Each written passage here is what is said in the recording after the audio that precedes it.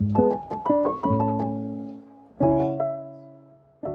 it's very easy to think, well, when I have the perfect place and when I have my amazing vegetable garden, then I'll feel connected with nature. Right. But it doesn't work like that. I need to be my dream right now. So I see myself connecting more deeply with plants and my food as well. Like, it's so easy to get caught up in the fast pace of modern life, right? Where we're eating and we're not even realizing it, or I've got plants next to me and I'm not even appreciating them. Like, here I am writing about a more beautiful world and how I want this earth-based life, and then sometimes I forget to water my own plants. So I can't wait to have, this perfect piece of land in this perfect situation for it to come true. I need to be my dream now.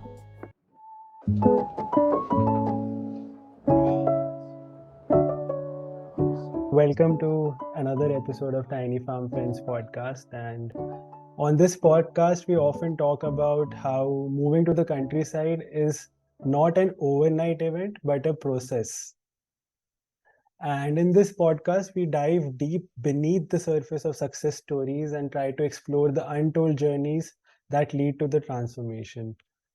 And in a world which is obsessed with instant results and glossy outcomes, today we want to uncover the sweat, tears, and triumphs that actually pave the path to real change. And today we want to celebrate the process of transformation, an ongoing adventure of a dreamer who believes that a more beautiful world is possible and we are its co creators. So, today, our guest Olivia is someone who's embracing the unknown, tackling challenges, and trying to find magic at every step of her journey. I stumbled upon Olivia through her captivating blog, The Shade Earth Living, and I must confess that whenever I read your blog, Olivia, it's like you're putting words to my thoughts just very, like, more eloquently. So it's truly a pleasure to have you on this podcast. Could you kindly take a moment to maybe introduce yourself and tell us about your background story? Yeah, sure. Well, thank you so much for that wonderful introduction. You're quite eloquent yourself, Raghav. Well, yeah, my name is Olivia. I'm from England, the north of England, a town called Bolton. I currently live in Madrid. I've lived here for the past 9 years now. And my dream is to move from the city to live a more of an earth-centered life in the countryside, back to the land, growing my own food and connected to the earth and to nature in a deeper way. This is my dream, but how I'm going to accomplish this dream in terms of the practicalities of money, getting access to land, etc. Well, this is the big question, but regardless of not knowing the answers to some of these questions, I started my journey anyway, and I started sharing it with the world and inviting people to join me. And through this process, I get to meet amazing people like you, Raghav. So I just want to say thank you so much for all your support and encouragement. Every time you send me a message or something like this, it always gives me a boost to keep on going. So thank you so much. Yeah, thank you for the kind introduction. I feel that we are just, like how Ramdas says, we are just walking each other home, and you inspire us as well a lot. And there's so much to learn from you, from your journeys, because maybe we are just taking parallel journeys, but in different timelines. And because of our location, because of our family dynamics and other factors, the struggle is just a little bit different. But yeah, I totally resonate like whatever you write on your blog, and I had some of the similar struggles. So pretty interesting. So before we paint a picture for the listeners, what beautiful world you imagine for everyone, I would love to actually know how it all started and what ignited this burning desire in you to suddenly forge this whole new path. Oof. Okay. Well, I guess the best thing would be to go back to right to the beginning. And that was when I was stuck at home in my mum's house, living in Bolton. That's the name of the town where I'm from. And I was around 26. I'd already traveled before, and I'd come back home, and I was trying to, incorporate all these big changes that happened inside of me in that time. And then I don't know how, but I discovered that in my village, in Bolton, there was a group called the Incredible Edibles. And what this group did was they took a piece of public land and started growing food on it for free, for people to share, herbs, strawberries, little things. So basically I got involved with them, and that was a huge boof, like a revolution in my life. I just became so passionate about growing food and growing food in community as well, to share. And then I started learning about the wider political context in which this movement was taking place.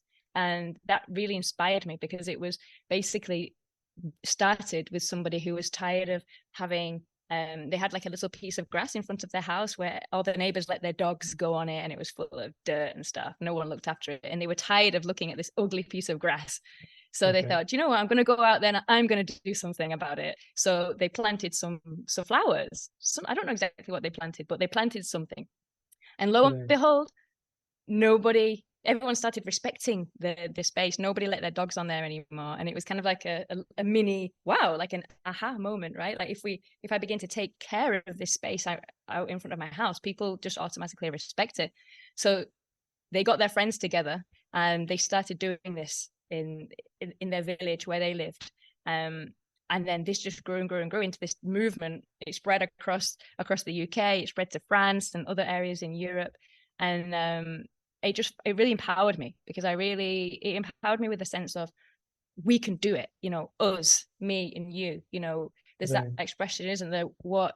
Don't ask what your town can do for you, ask what you can do for your town. And that just really inspired me, because I just felt like, my friends and family, the people that I was around at the time, are all, pretty comfortable economically, financially. And I kind of felt that there's like this comfort stops you then from acting, because you've got no reason to, So the connecting with this group, starting growing seeds in my mum's back garden, and then doing these little interventions in my village, it just really ignited something. Because it's not just for me, it's not just a dream for myself of, I just want to grow myself some vegetables. I do want to do that, but it's a sense of wanting to, say to everyone, come on, let's do this. Let's create a different kind of world. It's up to me and you. Like, we might not be able to, affect what happens in China, but we can affect what happens on our front doorstep. Or, this is where it started, really. Pretty interesting story.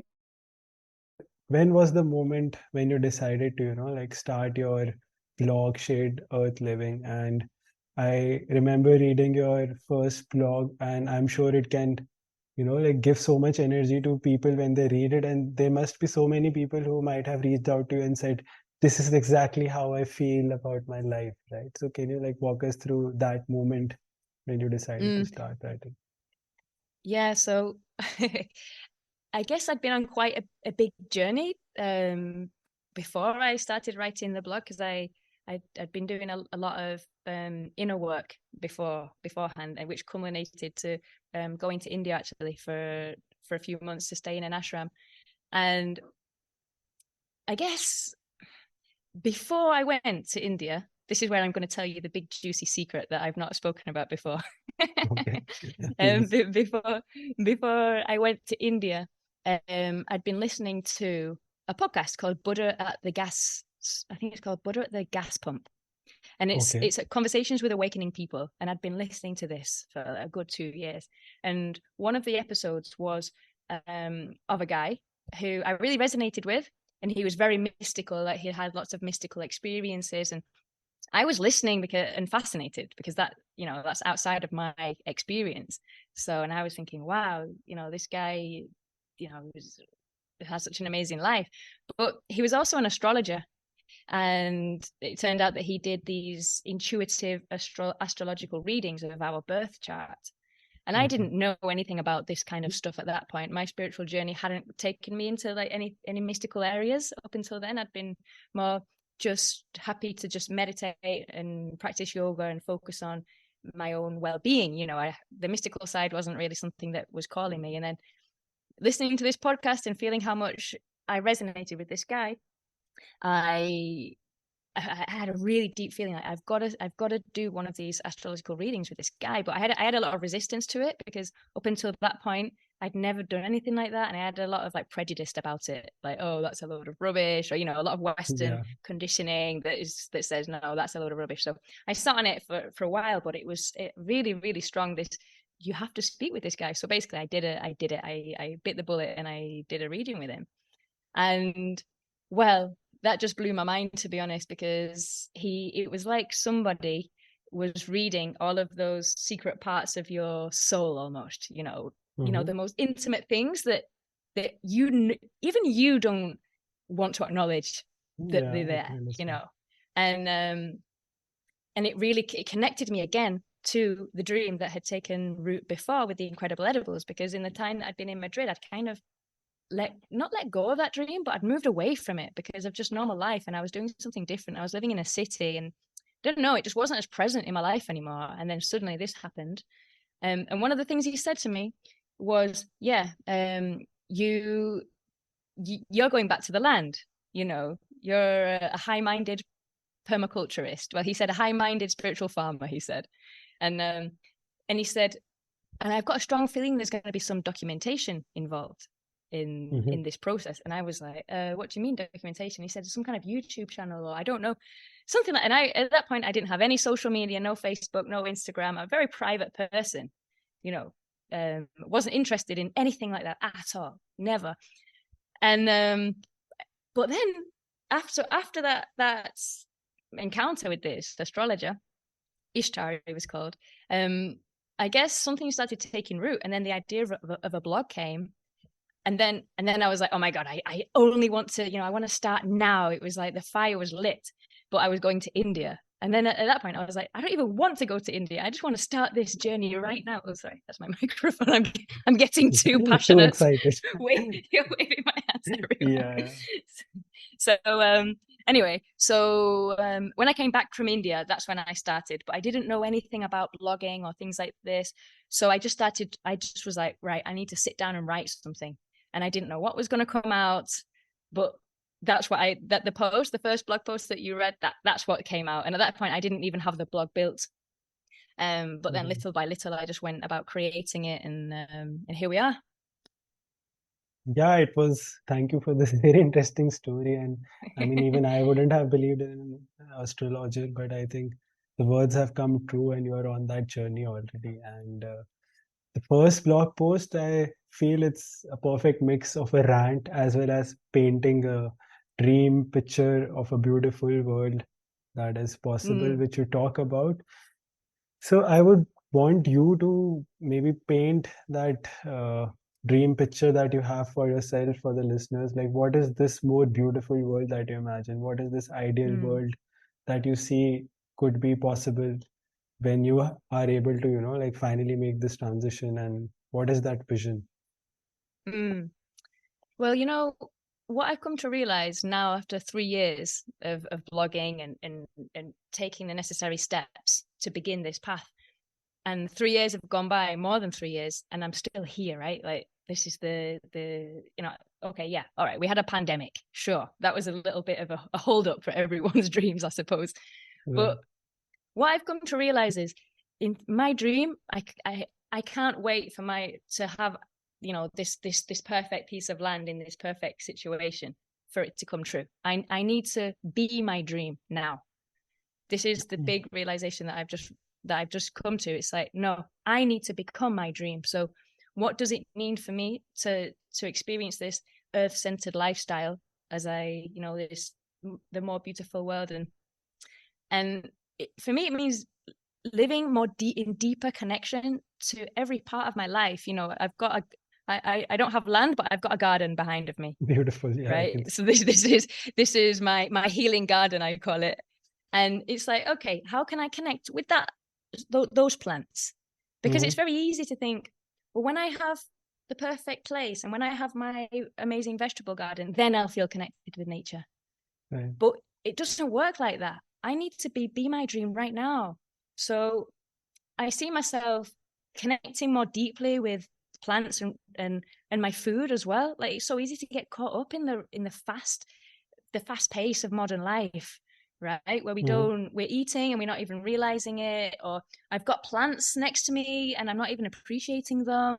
Like, here I am writing about a more beautiful world and how I want this earth-based life, and then sometimes I forget to water my own plants. So it's kind of, hang on a minute, Olivia, that's not very coherent, is it? So for me personally, that's the next step for me in terms of my dream, is becoming it right now, by connecting to the here and now on a deeper level, and living true to my values as well. Because for me, when I look out on the world, I know money is necessary, but it's like there's this sense of always needing more, more. For what? Does it really make you happy? I experienced that myself this year when I was trying to get my online business up and running. And suddenly I was liking all this, this money that was coming in. Oh, great. And I started visioning, oh, maybe we could go on holiday to somewhere, but I was working so much and I wasn't able to write. I wasn't able to dedicate the time that I needed to becoming this dream. And then I became unhappy. And I was like, no, this isn't the way. This isn't the way. But it's so difficult to unplug yourself from that. I think it needs constant nutrition and constant work, So I don't know whether I've answered your question. Yeah, I think you have. That. I'm sure when you started, like you might have been like full of energy, pumped up. Maybe it could one could put it as romance, but you might have hit some roadblocks. Like when was that moment when you started feeling okay, like things are not moving? Because we also like had these kind of roadblocks when we actually for some point of time totally gave up on the dream. Oh God, what a roller coaster. God, yeah.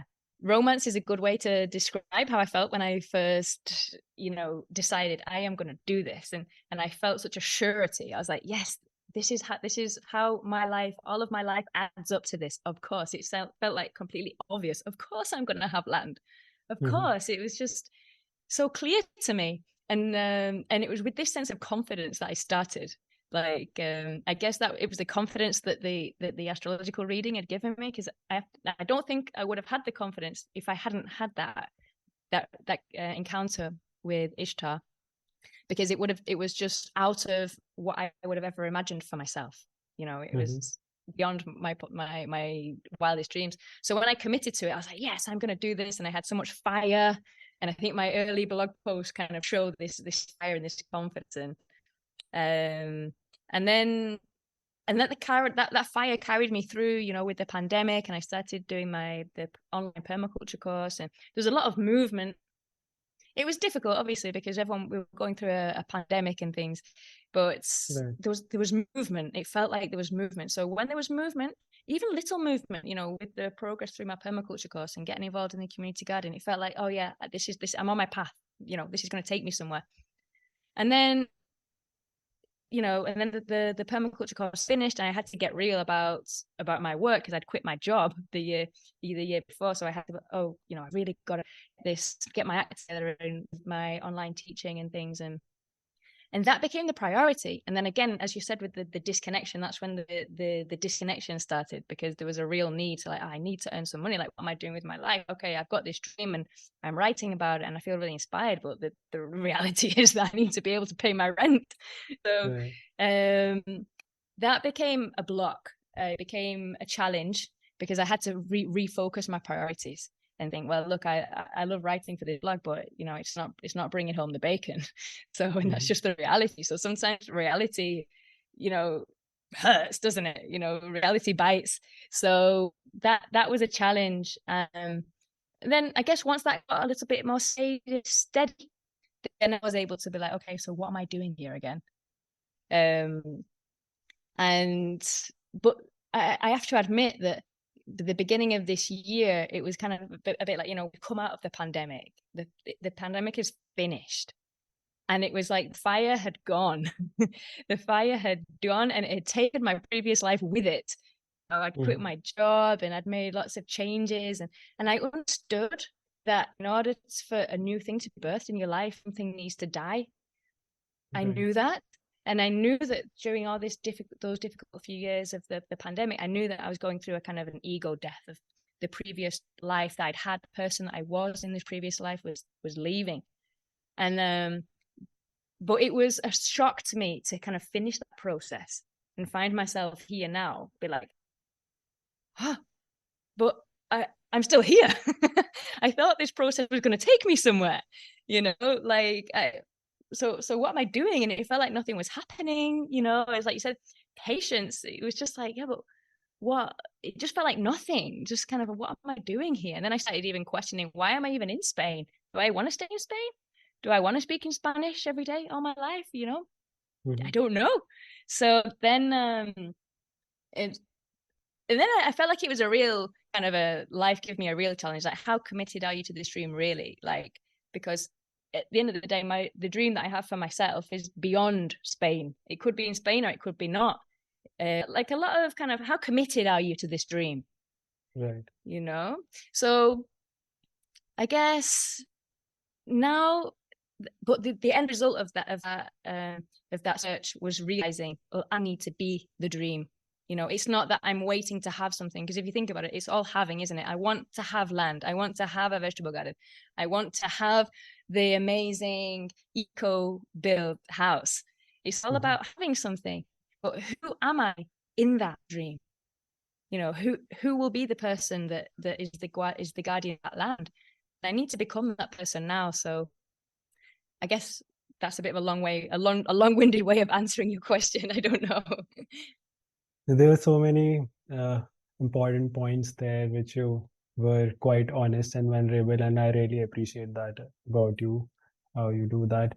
And like seeing from like an external perspective, following your journey, it's like the stonemason trying to break a huge rock. If you see somebody doing it, it's like they keep banging it and you don't feel that nothing's happening, but suddenly one day it cracks open.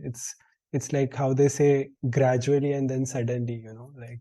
So I feel that life really checks our commitment to our dream, as you rightly pointed out. So my another curious question is how your family reacted to this dream of yours, and how has their support been, or how it has been changing over time or not? That's a good question. My family have been really supportive.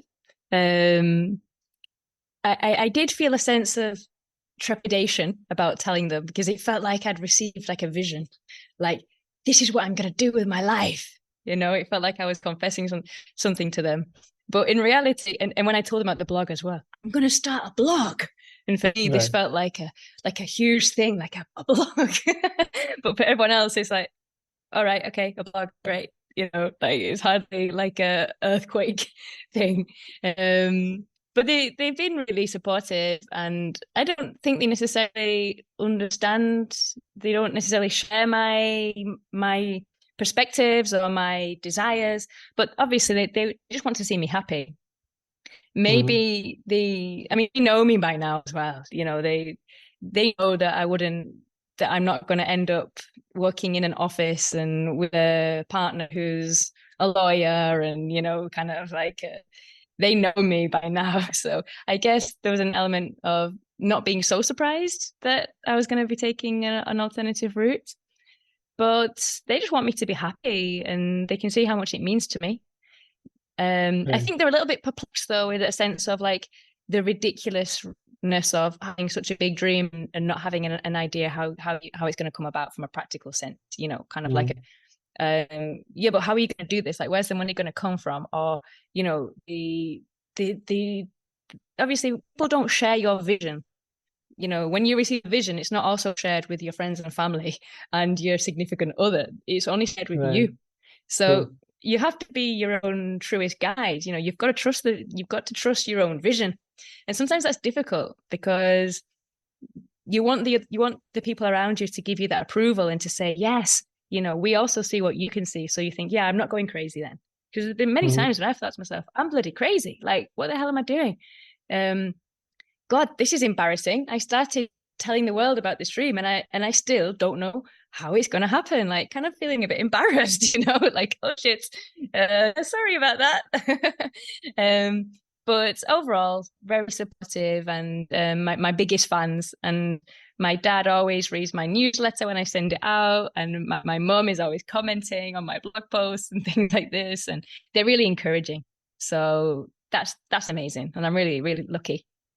That's pretty cute. Thank you for sharing. And I think it's a great example of, because we also started this podcast, we have tried starting a newsletter and so many things, because when you go to YouTube and like search for financial freedom and these passive income ideas, we really fall prey to, like people who have already been so successful with like millions of audiences there, and we feel, okay, we'll also do it quickly. But then reality really hits us as creators that it is a journey. Yeah, I mean, it could create that kind of freedom for us. We know that it is promising, but it will take its own time. And only key here is to be consistent and like just show up every day. And I think that you have been doing for the last 3 years, which is quite commendable, because so many people would have like really quit by now, and that's what inspires us also to do our work. Now, talking about the process, people are always so outcome driven. So how Mm, important for you is to fall in love with this process of doing this transition, because this is what makes the journey worthwhile, right? yeah. I guess sometimes it's like a love-hate relationship, Love it. because you're speaking to me today, and today I feel great, and Right.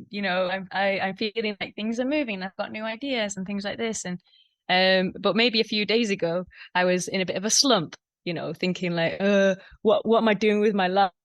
What are we doing with our lives too? Because my partner is also on an alternative kind of guy, let's say. So sometimes I look at him and I see myself reflected in him, because obviously I've chosen him, right? So then I start Yeah. projecting all of my insecurities on him, like, Mhm. what are we doing? Maybe my mum was right. Maybe I should have married a lawyer after all. Well, we're not Yeah. married, but you know what I mean. Yeah. Well, as I said, I think I've the last few weeks I've just come to the conclusion that I'm committed to my dream. I took a vow to my dream, and okay, I just wrote it on my blog, but it was a vow. Like, I committed to it. So in that sense, it's like, well, am I really going to throw in the towel? Like, can I see that happening? That I'm just going to say, forget this. I'm gonna try some. I'm just going to get a house in the village and have a small vegetable garden. Like, it would be tempting, because at least then I can say that, at least I'm growing food or whatever. But it's not the vision. It's not. It's not the vision. So am I going to be committed to this until for the rest of my life? Like, maybe I won't accomplish this until I'm 80 years old. Is that okay? Am I okay to be blogging about it like this until I'm 80? And my answer was yes, and a firm yes as well, because when you realize, well, you're only going to be on this planet for a short amount of time. We don't have time to be wasting following dreams that aren't our own, essentially. So when I remind myself of that, that's when I think, no, forward. And as for falling in love with the process, even just meeting you now, having this conversation that I'm really enjoying, and I can't wait to have you on my podcast when it exists, because I it would will. love to. Because I want to know, Definitely. because I'm so interested to know more about you and your project and things. But I mean, these are the things that make it worthwhile, because once the outcome what is there, there's always like another hurdle, isn't there? There's always going to be another hurdle. It's not like you get to a point, this romantic point where suddenly everything is just perfect. Even I think the most utopic vision takes work, True. So in that sense, I don't know whether there's ever going to be an end point, Mm. because like it makes me think of the community garden that I volunteer at. If you go, you think, wow, I can't believe this exists in the city centre, and it's just run by volunteers, and oh my god, and it's really inspiring. But once you're part of it, there's my microphone again. No problem. I'm too Spanish now, 9 years living in Yeah. Spain, and but when you're part of this community garden, you realize that, oh, this is not a utopia at all. And there's conflict, and it's practical work every day, taking step by step, like you said, showing up every day. You know what I mean? And so I don't know if there's ever an end point. It's not like, do you ever get to a point where you think, that's it, my dream is done? Maybe you do, but then maybe the dream changes and evolves to a different level. Yeah, that was quite profound, So actually. And I can relate to much of it, because even having to, like made that move of living in the mountains, we feel that it's not near perfect that we had imagined, but then you had to start somewhere, and all this romantic ideas of, community living, eco village, and people living Mhm. peacefully. But sometimes we realize when we hosted like, more than 70 people from more than 18 countries, that community Wow. living is good on paper, but you really need so much patience when you have such diverse views, so much inner traumas that you need to work on and like heal on. And I think maybe, because you are going through this process for a longer period of time, you really get to also work on other things. Because once you mentioned in your last answer that how it is with your partner, that sometimes this realization happened to me as well, that you try and project your dreams, and you sometimes feel, I can speak for myself, that you sometimes feel that why isn't my partner, like taking interest in this permaculture with the same intensity, or the books I'm trying to read, or but I think the end of the day, it will never be like, that that person would share the exact same dream as you, but it is about maybe respecting what you value and respecting each other's dreams. So that is also great Mm. learning, I think, that happens through this process.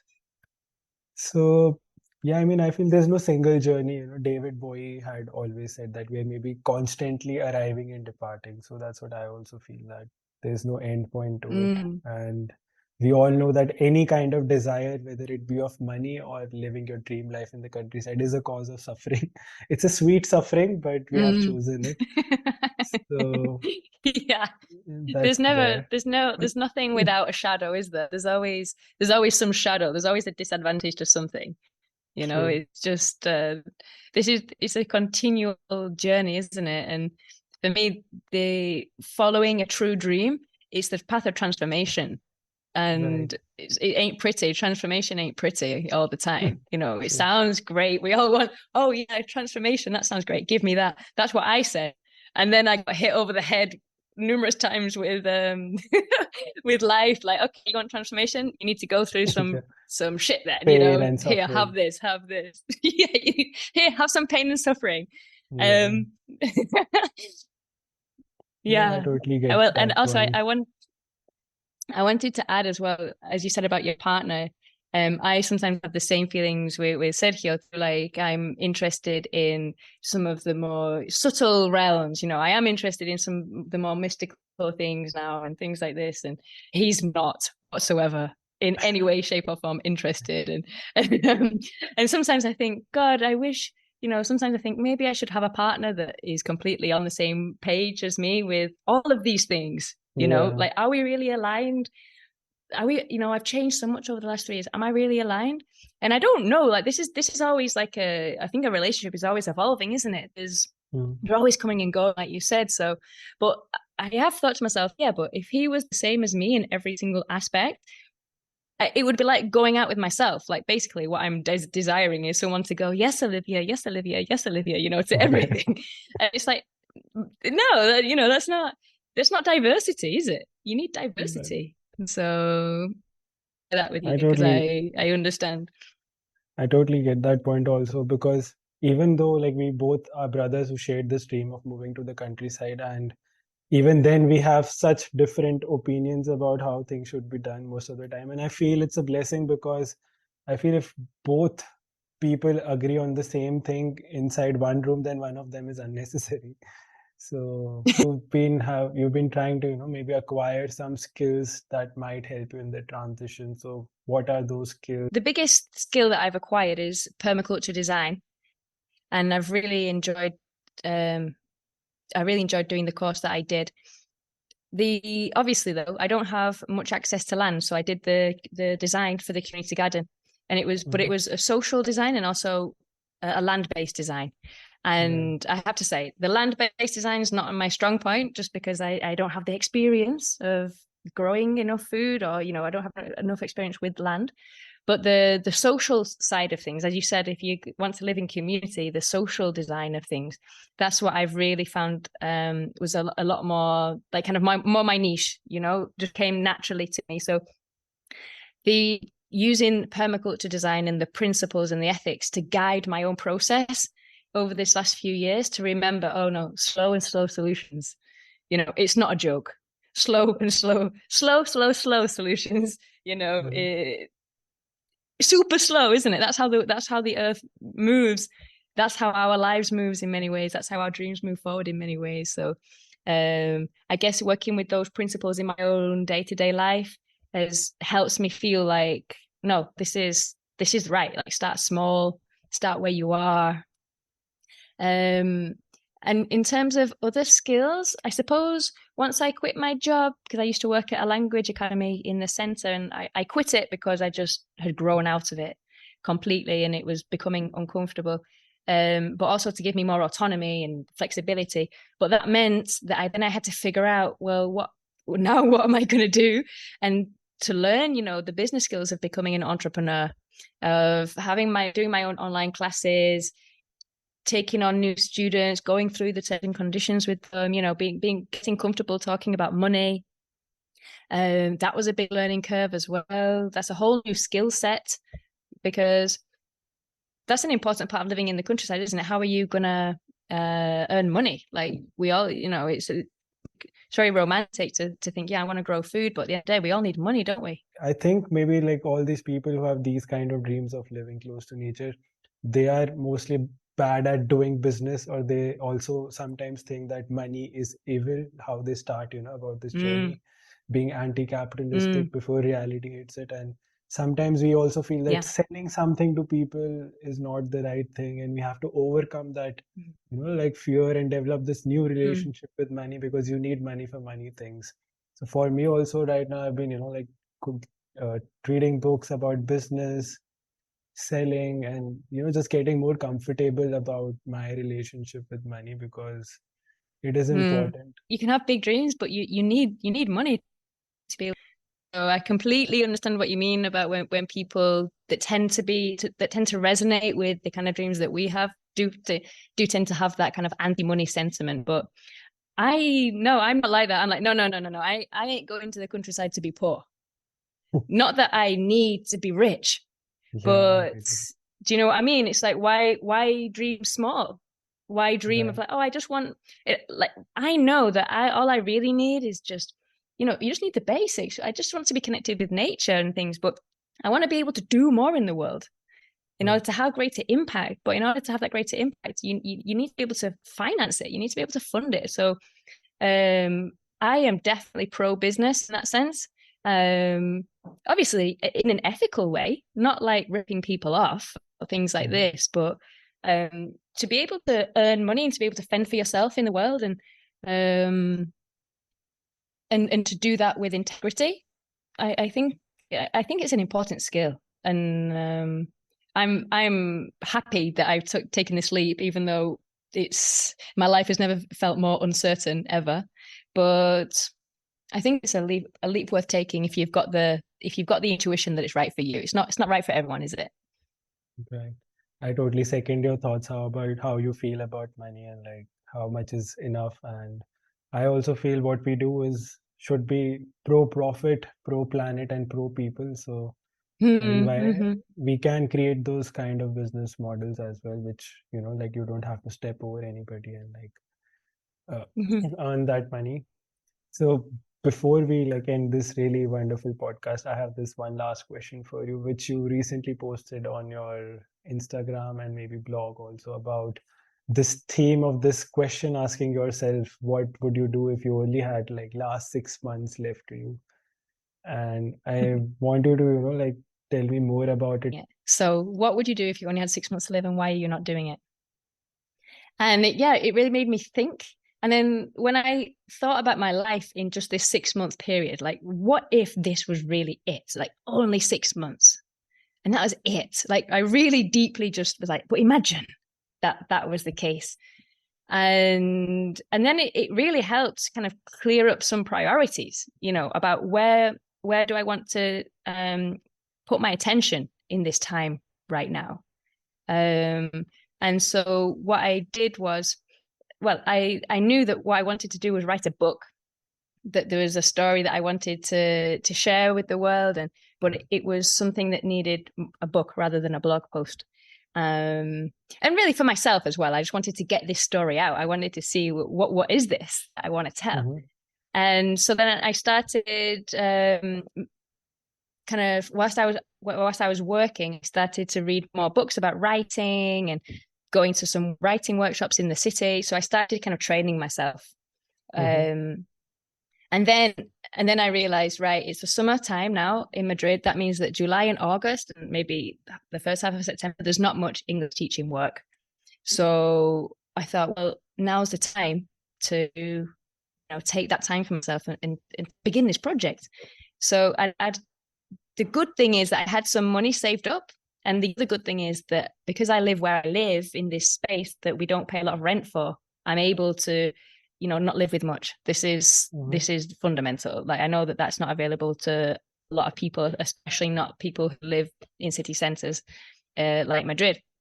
But I decided to right, I'm only going to work a little bit, if at all, and I'm going to make this my artistic residence from my own house and start writing. And that's what I've started doing. So I've already started the writing process, and then that's also given way to new ideas as well. It first of all began, oh, I need to write this book, and I thought to myself, I need to write it in like 2.5 months. But now I've realized, no, it's not that. It's kind of taking this time to just breathe and reassess where you are. Like you said, like reconnect with my why. Why did I start this journey? And writing the book has kind of helped me to reconnect with that why and give me some clarity. And then new ideas are coming in for the things that I want to do with the blog and new things that I want to offer. So and that's just on the kind of work front, I guess. I suppose I've accepted the fact that maybe I don't want to be a massive English teaching tycoon, like making loads of money English teaching. Like, I'm kind of like, I can see that that's a possibility. I can see that there's an opportunity there, but I can't bring myself to do it almost, it's because I'm not passionate enough about it. I can, it's like I can earn enough money doing it as I'm doing now. It's not really enough for a life or for a career, but it's like, yeah, but I don't want it to be my career really, Mm-hmm. So, and then other things too, like just my habits. Who do I want to be? Like, who do I want to be? A few bad habits that I had or ways of being that were no longer serving me. So I had to like do some inner work, maybe even things in my relationship as well, to be like, no, this isn't working. Like, we need to change this up, So because I asked myself, I really like, well, if I was going to die in 6 months' time, would I stay with my partner or would I not? If I only had 6 months, and that's a big question. Right. And it was like, well, I don't know. Like, yes, but all of these things would need to change. So I really took it to heart, that question. But it's been worth it. It's been worth it. But the inner work, the answers that I found through that quest were not always comfortable. So beware. To anybody listening in there, beware, because if you start searching, you're going to find answers, and they might not be the answers that you want to hear. So yeah, I wish we all had this courage to ask these kind of questions, but we know that we'll be opening doors to the rooms which we don't want to see. And exactly, yeah. That's why I admire what you're doing right now. So it's great. And before, I just end, I'd like to maybe just share some analogies that we have in our journeys, like how you think that it took so much time right now. And for us also, it was similar, when we started building the house and like we thought things will happen fast, boom, boom, boom, like 3 months, 4 months, we'll have like a proper business plan going on here. The house is ready, but it did not happen it like that. It's already like now 2.5 years, and people keep asking us, everyone from the villagers to relatives to friends, when will your house be ready? And maybe like how your journey is for the transition right now, we are in that the next step of the house is becoming our journey now. When will it be ready? Yeah. But what I realized is that like we really overestimate what we can do in 1 year, but we really underestimate what we can do in 10 years. And so yeah, totally. I love that. So thank you so much for sharing your journey, being vulnerable with us, and being so honest about everything. And that's what, like makes us human. And I admire whatever you do with Shared Earth Living. And I'm totally looking forward to this book when it comes out. And wishing you all the best with that. And hopefully, Thank when we you. have our next podcast on Tiny Farm Friends, maybe you are sitting in your farm and maybe we can have it there in Spain or London, like UK, wherever, like having fresh food from the farm. And I Yeah, hope your dreams come true and better than you imagined thank it for you. yourself. Thank you, Raghav, and the same to you as well. I hope that you enjoying the process of building your house, and you keep inspiring people with your events and with your podcasts, and not just with the podcast, but you as well. You're obviously a person that does the work, and that's how you're able to inspire others. So thank you for doing all that you do. And Thank you if so the much. next time I'm in India, I will definitely be coming over to your house for a cup of tea.